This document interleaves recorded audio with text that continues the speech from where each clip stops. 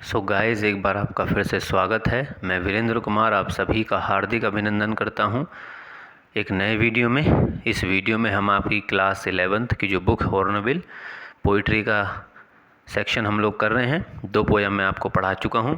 आज ये तीसरी पोयम है जिसका नाम है फादर टू सन, पिता के लिए बेटा। राइटर हैं एलिजाबेथ जेनिंग्स। ठीक, तो इसके क्वेश्चन आंसर्स मैं आपके सामने लेके हाजिर हूँ। आइए पहले क्वेश्चन का अर्थ देखते हैं क्या है। हुम माने किससे, डज द पोइट यानी कवि, मेंशन जिक्र करता है, इन द एक्सट्रैक्ट यानी कि पोयम में, पोयम के अंदर कवि किसके बारे में जिक्र करता है। तो जो पोइट है वो किसके बारे में जिक्र करता है सर, हिज सन, अपने बेटे के बारे में। देखो पोयम का नाम भी क्या है, फादर टू सन, पिता के लिए बेटा, तो बेटे की इसमें चर्चा होती है। दूसरा क्वेश्चन है द पोइट एंड हिज सन यानी कवि और उसका बेटा स्पीक बात करते हैं, एज माने रूप में, किस रूप में, इफ़ अगर, या मानो, देवर माने वो थे, क्या थे, स्ट्रेंजर्स। तो हमने आंसर में लिखा स्ट्रेंजर्स, क्योंकि पोयम में आपने देखा होगा हिंदी में कि दोनों लोग किस तरह से बात करते हैं, जैसे मानो वो एक दूसरे के लिए अजनबी हों। अब देखिए क्वेश्चन नंबर 3 में हमसे कह रहे हैं which of the following statements, नीचे कुछ स्टेटमेंट्स दी गई हैं, इज़ करेक्ट, उसमें कौन सा सही है वो हमें बताना है। इन रेस्पेक्ट यानी कि आधार पर, टू द एक्सट्रैक्ट, एक्सट्रैक्ट का मतलब पोयम, या पेपर में आपको कुछ लाइनें दी जाएंगी ऊपर पोयम की लिखकर और उसके संबंध में वो हमसे पूछ लेंगे। तो देखिए पहला पॉइंट है the father has killed his son. अरे सर बिल्कुल नहीं, पिता ने अपने बेटे को मार थोड़ी डाला है। सन लव्स हिज फादर, बिल्कुल नहीं, बेटा तो पिता से प्यार करता ही नहीं, बल्कि पिता अपने बेटे से बहुत प्यार करता है, तो ये भी नहीं होगा। Both do not understand each other, हाँ ये हो सकता है कि भाई दोनों एक दूसरे को समझ नहीं पाते, ना पिता बेटे को समझ पाता है, ना बेटा अपने पिता को समझ पाता है, ये हो सकता है आंसर। चौथा है the father lives at his sons house, कि पिता अपने बेटे के घर में रहता है, बिल्कुल नहीं, बेटा अपने पिता के घर में रहता है। तो इसका आंसर हमें क्या मिला, तीसरे नंबर में मिला। मैंने आंसर लिख दिया है कि both do not understand each other, दोनों एक दूसरे को नहीं समझ पाते हैं। ठीक है, अब अगला क्वेश्चन है क्वेश्चन नंबर 4 में हमसे एक शब्द का मीनिंग पूछा है, पोर्टिगल। ठीक, प्रोटिगल मीन्स, प्रोटिगल का क्या मीन्स होता है, तो प्रोटिगल्स का मतलब होता है वंचक। वंचक उसको बोलते हैं वह व्यक्ति जो अंधाधुन पैसे खर्च करता है। वही मतलब किसका होता है, स्पेंड थ्रिफ्ट का होता है, कि भाई अंधाधुन या फिजूल खर्ची करने वाला। अब देखिए ऊपर क्वेश्चन नंबर 5 में है विच होम यानी कौन सा घर, द सन माने बेटा, न्यू माने जानता था। बेटा कौन सा घर जानता था, तो वो तो एक ही घर जानेगा जहाँ वो पैदा हुआ, अपने पिता के घर, तो हिज मदर्स हाउस, अपनी मम्मी का घर। आप इसको ऐसा भी बोल सकते हैं कि हिज फादर्स हाउस, वो भी आपका ठीक रहेगा। मैं इसको ठीक ही कर देता हूँ, 1 मिनट रुकिए। तो लीजिए मैंने उसको ठीक कर दिया है, वो अपने पिता के घर को जानता है। तो which whom the son knew, question number 5 पढ़ रहे हैं हम लोग। विच होम कौन सा घर, द सन न्यू बेटा जानता था, तो वो एक ही घर जानता था, किसे, कौन सा घर, हिज फादर्स हाउस, अपने पिता के घर को जानता था। क्वेश्चन नंबर 6 में क्या है, the name of the poet is, कि भाई इसके जो लेखक हैं उनका नाम क्या है, जो लेखिका है उनका नाम क्या है। तो भाई वो तो आपको हर पोयम के लिए याद होना ही चाहिए, तो एलिजाबेथ जेनिंग ये इसके लेखिका हैं। अब सीधे आगे बढ़ते हैं। क्वेश्चन नंबर 7 कह रहा है व्हाट इज़ द आयरनी, मतलब कि दुर्भाग्य क्या है या विडंबना क्या है, मुसीबत क्या है, ऑफ द सिचुएशन, ऐसी हालत की, यानी इस हालत की विडंबना क्या है, ये हमसे पूछा जा रहा है।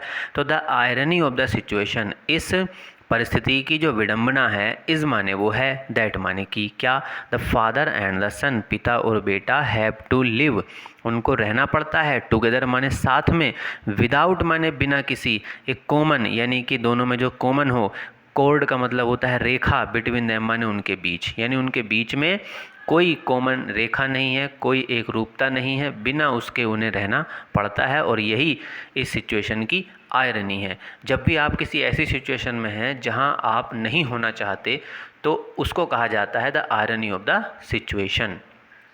अब देखिए अगले क्वेश्चन में, ऊपर देखिए क्वेश्चन नंबर 8 हम लोग कर रहे हैं।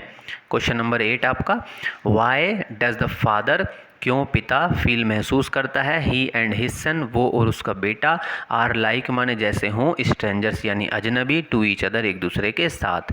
तो पिता को ऐसा क्यों लगता है कि वो और उसका बेटा एक दूसरे के लिए अजनबी हैं।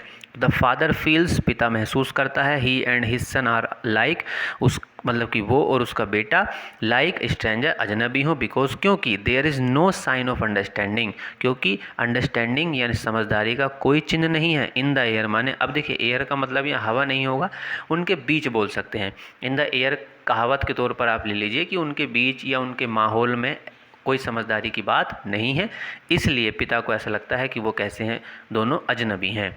Question number 9, what kind of relationship, किस प्रकार का नाता, किस प्रकार का संबंध, do the father and the son, पिता और बेटा शेयर करते हैं, यानी कि उनके बीच में किस तरह का रिश्ता है, and why is it so, और ऐसा अगर है तो फिर वो क्यों है।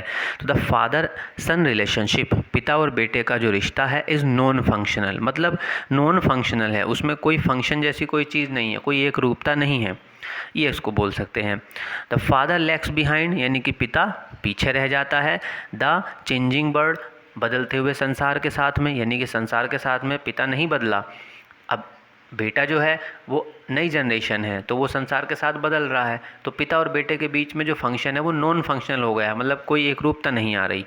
मोर ओवर, और इससे भी ज़्यादा तकलीफ क्या है, इट इज़ माने ये है, लास्ट में पूछा ना हमसे क्वेश्चन में वाई इट इज़ सो, कि ऐसा क्यों है, तो एक रीज़न ये हो सकता है कि इट इज़ माने ये है, ड्यू टू माने वजह से, द गैप माने जो अंतर आता है, इन द जनरेशन में। देखिए पिता और बेटे की जनरेशन के बीच में लगभग 20 से 25 साल का फ़र्क होता है, तो उसकी वजह से भी पिता और बेटा एक दूसरे को नहीं समझ पाते हैं। ये हम सबकी कहानी है, ये कोई अलग से कहानी नहीं है, ये हम लोगों को ही पॉइंटों में रख के, यानी कि ध्यान में रख के ये बनाई गई है, क्योंकि हम लोगों के साथ भी ऐसा होता है। आप भी महसूस करते होंगे पिता के साथ आपका जो रिश्ता है वो थोड़ा सा तनतना रहता है, मतलब हमेशा कुछ ना कुछ उसमें चीज़ें ख़राब रहती हैं, अपने आसपास आप देखते होंगे तो वैसा ही कुछ है।